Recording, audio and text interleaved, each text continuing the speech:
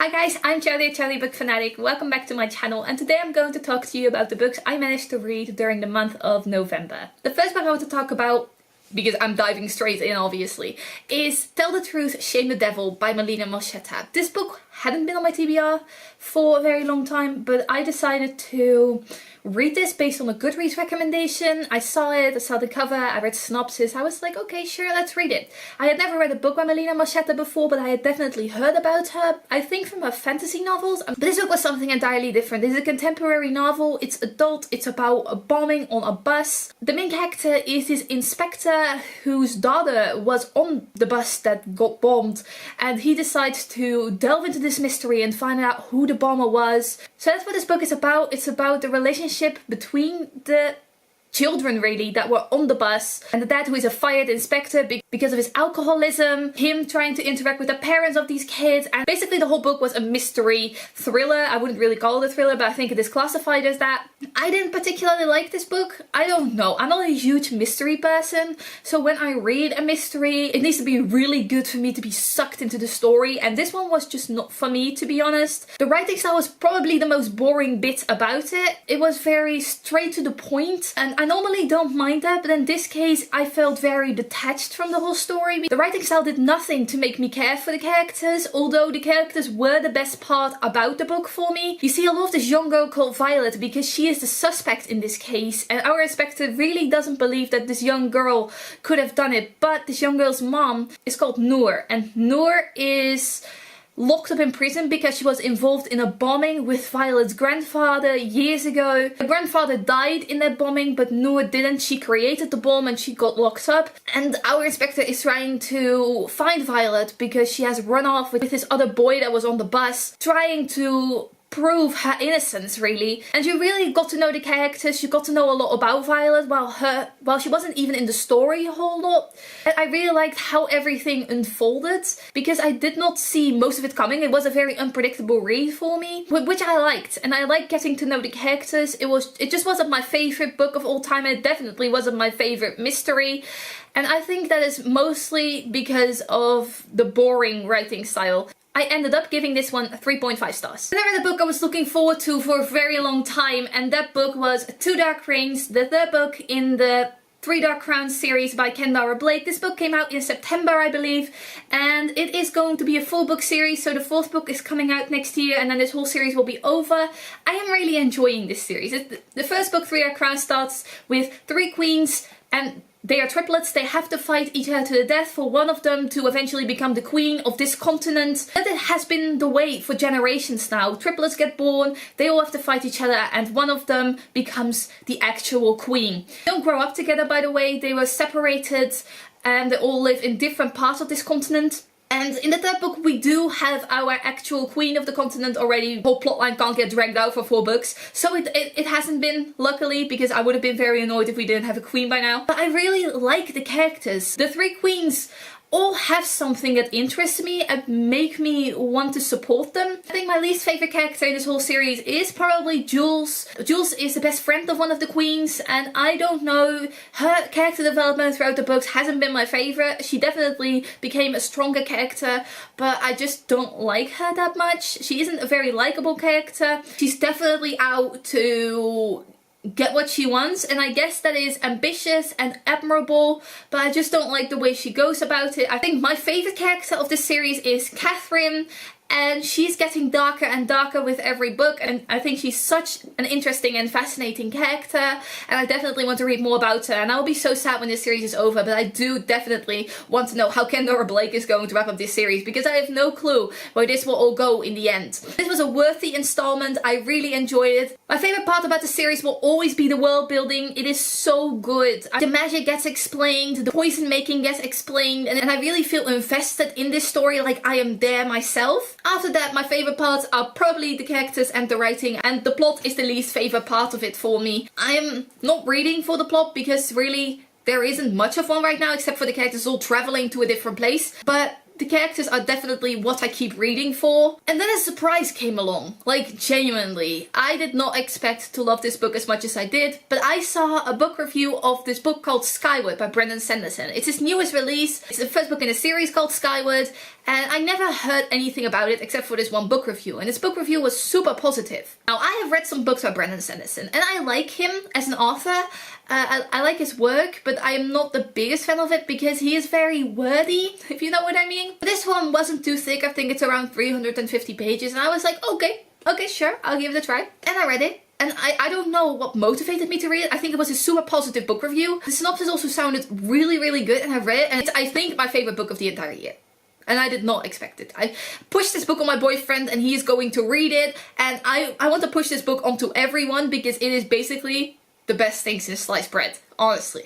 I only give it 4 stars on Goodreads, but that's just the way my rating system works out. If I rate on plot, characters, writing, and world building, and if one of them like drops, it's never going to be a 5-star anymore. I think it almost got 4.5 stars, but it's never really got to 5 stars, but it's still my favorite book of the entire year, honestly. The rating doesn't really matter. The feeling I have about it is that it was my favorite book of the year. I'll tell you what this is about, so you might actually want to read it too. It's about a main character called Spencer. She is a teenager, and she has been training her entire life to become a pilot. She wants to become a pilot ever since her dad was one, but her dad turned out to be a traitor and fled from his crew in the middle of a space battle, and they had to shoot him down. Spencer has never believed that her dad had been a traitor, and she is set on figuring out what actually happened with her dad while she's becoming a pilot herself. And this flight academy is very hesitant toward her because her dad was a traitor, and they think she has the same gene he did. Well, that makes her want to eventually betray the crew too. So they don't really want to have her flight bound, but she is set on becoming a pilot and actually getting into the air with her squad. And that was the best thing about this book, the squad. And how Brandon Sanderson isn't afraid to take risks with his characters. I love the squad. I love how different they all were, that they all had their codes / flight names, how they all interacted with each other when they were on spaceships, and how they were fighting the fight scenes. Brandon Sanderson is known for writing incredible fighting scenes or action scenes in general, and this book is not any different. It was amazing. The space scenes were so good. I could really picture them in my mind, and I was on the edge of my seat while reading this book because I needed to know whether everyone would survive this battle, because that ties back into Brandon Sanderson not being afraid to take a risk with his characters. He is not afraid to kill his babies off, and that scares me for future books as well. It made me hurt, but it also made me admire him so much because he does take that risk and he does it really well. There is also a robot AI character in this, like a robot spaceship AI, and it's so good. He is super funny. I laughed multiple times throughout this book, and if you know me, you know that I don't really laugh at books. Like, it takes a really funny book to make me laugh, and the dialogue in this was so good. I loved the robot AI. He is obsessed with fungi in some way, and it's just programmed into him. And the comments he made was super funny. Like, there was one particular quote in here that said, like, it was Spencer coming up to the robot, and she was like, "I have good news," and he said, "You have a mushroom?" And she's like, "No, better news than that." And then he says, "2 mushrooms?" It's honestly the funniest thing. I love it so much. And I hope I could convince you with this that you need to read it too, because it is so good, and at least give it a try. I hope you love it as much as I did, and that you want to continue on with the series, because I cannot wait for the second book in this. And I hope it's coming quickly, but Brandon Sanderson has so many series going on that I don't know when the next book will come out. But I'm hoping it's around next year. And then it got a little bit less good. I read In the Shadow of Blackbirds by Kat Winters. It's a standalone historical fiction set during the First World War. There is this fictional epidemic going on. There's the flu. It kind of gave me this apocalyptic vibe. There's also something supernatural going on with photographers capturing spirits on photos, and our main character, a young teenage girl, being able to see the ghost of her dead loved one and being able to talk to him and having to figure out what happened to him and put him to rest. And that's the whole story, really. I rated this one 3 stars. It was okay. The highest I rated was 3 stars for plot and writing, so I think that says more than enough. The plot was okay. I like a supernatural element to it. I liked how our main character was so in love with this guy and trying to put him to rest and really doing her best to get there. The writing was okay. It did the job, you know. It wasn't the kind of writing style I really like, but it was readable. My least favorite were the characters, and the character development didn't do anything for me, if I'm being honest here. I didn't care like I should care. It was a very sad book and I could feel that, but the characters were not really well developed at all. Like, the main character's aunt, who she lives with, was constantly panicking. That was basically her default state. She was always panicking. Then there was the spirit photographer who was always a douchebag. He didn't really change at all. He was a drug addict and a douchebag. Being a drug addict doesn't make him a douchebag, but he just happened to be both things. I can't really say anything else about it, really. I told you the synopsis, I told you what I thought of it, and that is that, really. I didn't really care. And I'm glad it was a standalone, because I don't think I would have continued on if it was a series. This book had been on my TBR for a little bit. I was interested in it for a while. I don't entirely know why. The synopsis sounded cool, I guess, but in the end it kind of disappointed me a little. Then the biggest disappointment of the month, and maybe of the year, was the Aqua Diaries by Jennifer Niven. I rated it 2 stars. It's Jennifer Niven's autobiography about her high school years, with pictures in it. And these chapters about homework and friends and parties and stuff. I expected more. I don't really know what I expected. I expected something more fun than it actually was, than it actually turned out to be for me. Jennifer Niven is one of my favorite authors. She wrote All the Bright Places, and that's one of my favorite books of all time. And I've read multiple of her books since then, and this was just the latest one I wanted to read.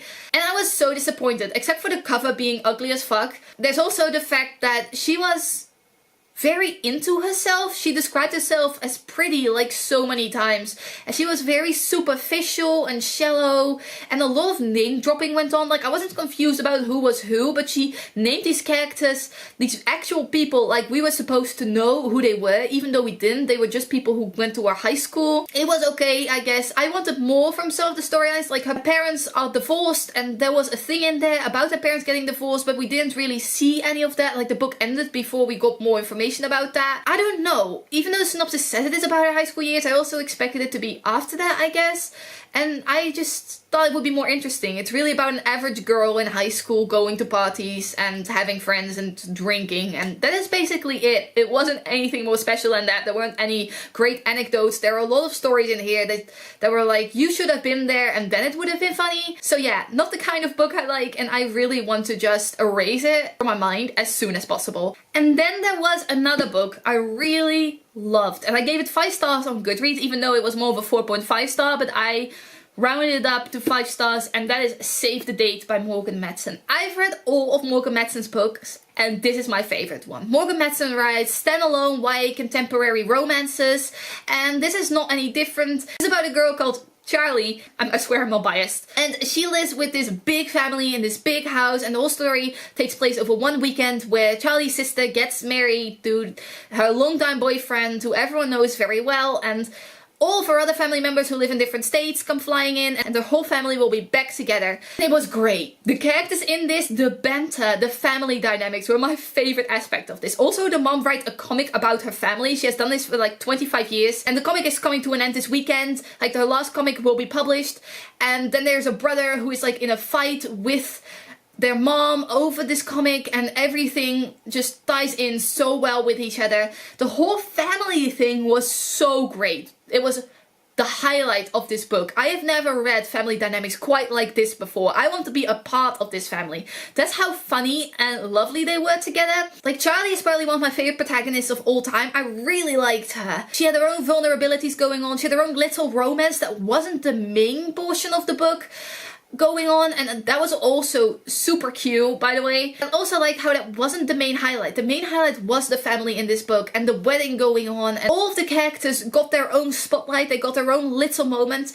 And the disasters. There were so many disasters going on in this book, and I laughed continually. Like, I was laughing all the time at this book. The alarm going off in the house. Like, they had a security alarm and it went off so many times at the most funny moments. They adopted a dog for the weekend, because in their mom's comic they had a dog, but they don't really have a dog in real life, and they needed one because they were going to be on Good Morning America, and they wanted to have a dog. Show everyone, like, we are this perfect family from this comic. And then the whole family, like everyone's family members were flying in and they were all staying in this house and everyone got together. Morgan Matson knows how to write scenes with a lot of characters at once and everyone interacted, and it's still flowing so well. I just love this book. I know a lot of people didn't really like this one as much and were disappointed by it, and it definitely wasn't their favorite Morgan Matson book, but I am sold on this one. Like, I liked Morgan Matson, but after this one, I hope she writes more books with big families. Also, there was a cameo of Andy from, I forget the name of the book, from the Dog Walker book. It's her last book before this one anyway. And I read that one too, and it was so cool. And the governor was there, and I love how I recognized that it was a cameo, because it took me a while to get that it was a cameo. And I was like, wait, this is from the last book. And then I flipped back and I was like, oh my god, that is so cool. I think I figured it out when Andy's boyfriend got mentioned. He's an author. And some of the brothers in this book were like, oh my god, what is going to happen in the next book? And I was like, oh my god, it's the last book. I thought it was so cool. I'm just sad that this book is over, because I would have really liked another book after this one. But I will settle for more books like this by Morgan Matson. I'm so ready for more Morgan Matson in my life. But I've read all of her books and now I have to wait a long time. And I hope I won't be disappointed by the next one, because I can see that happening too. Anyway, I would recommend this so much, along with Skyward. Both favorite books of the entire year. Think you really need to read this. If you don't mind a bit of unrealistic happenings going on, because a lot of disasters went on and at some point it just got ridiculously unrealistic, but I kind of like that. I don't need my books to be entirely realistic. I just thought it was super funny in this instance anyway. So this was my November wrap up. Let me know down below what you read in November, or did you read any of the books I did and what did you think about them? I would love to know. Thank you for watching. Goodbye!